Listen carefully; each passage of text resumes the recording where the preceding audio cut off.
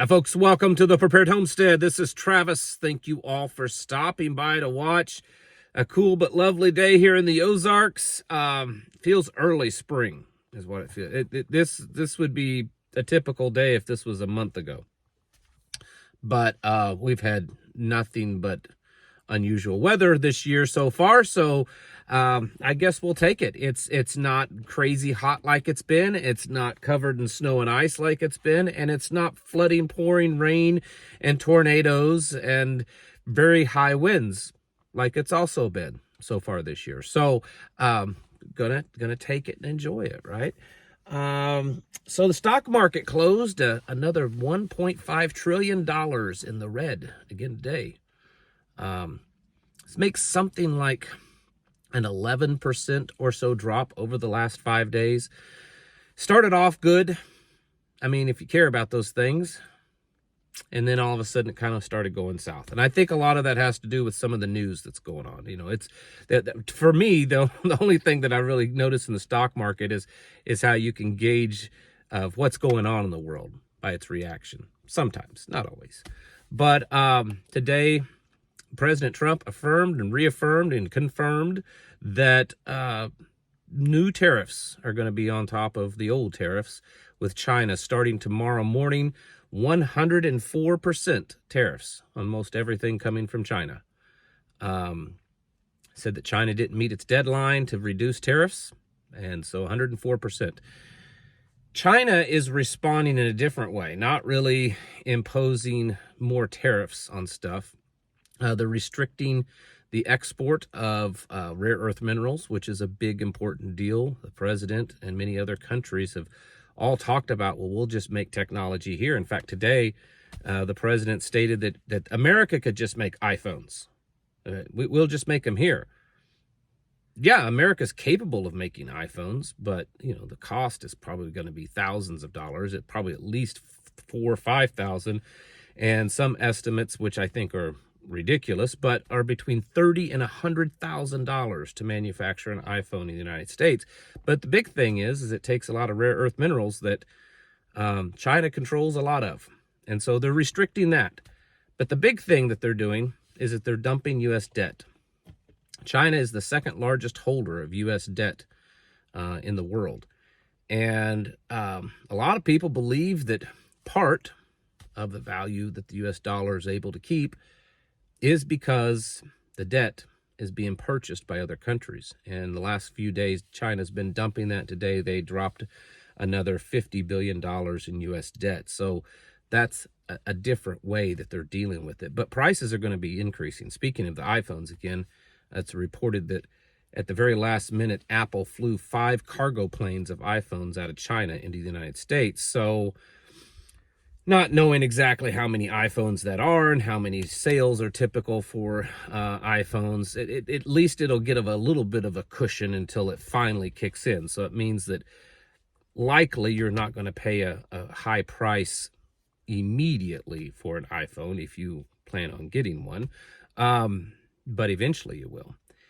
There's prices of everything is going to be probably going up, or at least a lot of things, because so much stuff is connected. You know, I know sometimes it sounds like I'm defending the left or defending China or defending anything other than the president and the MAGA movement. But here's the thing. This is the problem with any movement where people blindly follow a leader, is they get consumed with the fame and consumed with that, and they don't look at actual facts. And so I want to keep the facts pretty clear. The facts is that there's a whole lot more than cheap plastic junk that comes from China.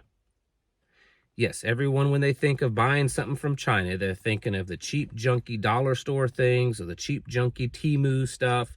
And certainly, a lot of that comes from China. But a lot more than just that comes from China. A lot of technology comes from China. A lot of industrial type goods and parts come from China. Motors, transistors, transformers, wiring, all kinds of stuff like that come from China. A lot of stuff comes from China. A lot of high dollar, high tech stuff comes from China. A large amount of military parts that they use to manufacture things come from China. Even things that are said to be made in America, they're mostly just assembled in America anymore. Case in point, a Tesla. It's assembled in America, but a lot of the parts and the raw materials for it come from places like China. So a lot of things are going to go up in price. Also, Mexico's imposing some tariffs, and I think Canada is also on automobiles coming out of the United States. So there's the tariff thing is just continuing on. And we're going to continue to see more tit for tat and fights and price going up and all that kind of stuff. And probably the dollar losing a little bit more of its value. I mean, like I said, in the end, the United States may reign supreme over this battle, but just because we've been the biggest in the world doesn't mean that we are now, at least in the sense of manufacturing. That's the big thing. America doesn't manufacture a lot of stuff. It may do really well when it does manufacture stuff, but it doesn't manufacture a lot of stuff. So we'll see how this all works out. And other things in the news, the war stuff is kind of happening, and it seems to be building. That Israel has put their military on the highest alert that they can. Again, in building up towards this weekend, Benjamin Netanyahu has asked that Trump put a timeline on how Iran can respond, and he's referring to a meeting that's happening this weekend, and it's an indirect meeting between the Iranians and the United States. And the Trump administration and Israel has made it clear that for this to be resolved, Iran has to denuclearize. They have to stop their nuclear weapons production. And I know that there's a chance that it will all come out good and peaceful in the end. But here's the thing. If everything that we're being told about this is true, which it's probably not, but let's just assume for a moment that it is, then that means that Iran would have to allow people to come into its country to inspect to make sure they're not building nuclear weapons. Israel is demanding that their facilities be destroyed so that they can't build nuclear weapons. And in the end, it kind of means that Iran basically is neutered, not just because they don't have nuclear weapons, but because they have allowed international or Americans to come in and to validate that they're not building them and they don't have the capabilities.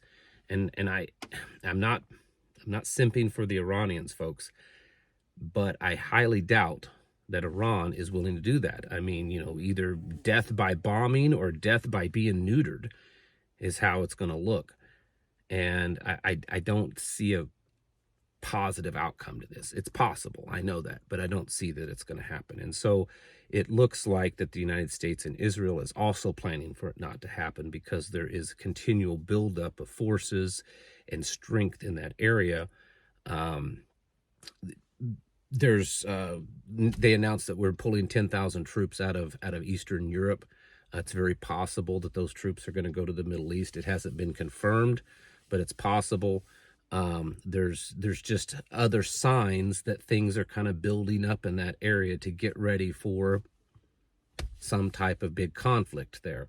And this has been going on for the last few weeks. So the possibility, again, if in the next few weeks of attacks starting to happen on Iran are still pretty good. In the end, it's all the same kind of stuff that I've been talking about, folks. The world is changing. The world is going through some major pains, some major hurt. It's going through a downfall. It's a changing of the world order.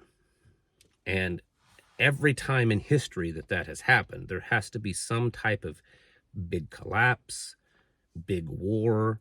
Something has to happen to make that transition go on. And we have to be prepared for that. Prepared more than just, okay, I've stocked up on some stuff. We have to And I spoke this morning of the spiritual preparedness. We have to be mentally ready for this because things are going to change.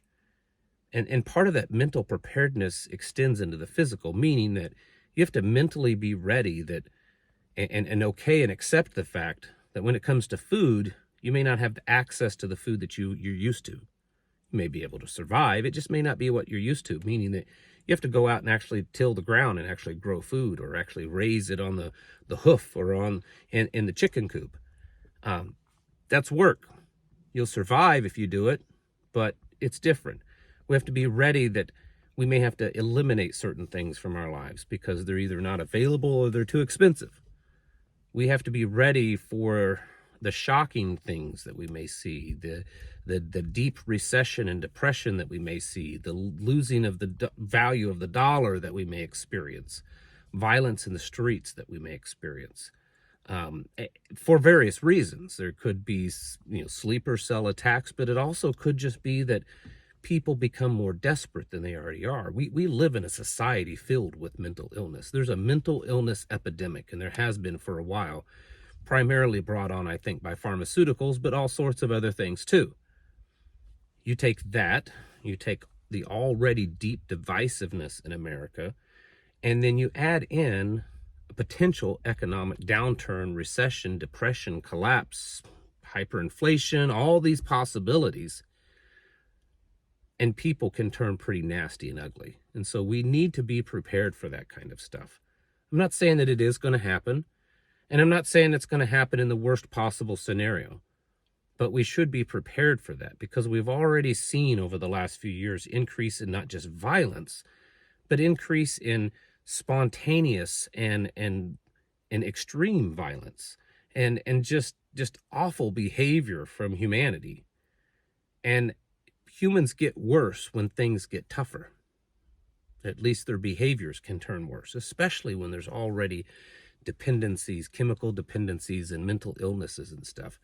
So we need to be mentally ready to experience the things that we could possibly see in the coming years because of the things that are going on. Yeah, like I've said many times, in the end, all of these policies may turn around and be good for America. But that's going to be the long-term possibility. The short term is pretty much guaranteed at this point that it's going to be crazy, rocky, wild, and very possibly ugly. And so you need to be ready for that. You can't change the stock market. You can't change what's going on in the Middle East or Europe or China or anywhere else, or certainly not even Washington, D.C. But you can change what goes on with you, your family, and have great influence in your community. And that's really where our efforts need to be right now, is getting those places in order, getting your houses in order, and getting yourselves prepared mentally, physically, and spiritually. Thanks for watching. Catch you in the next video.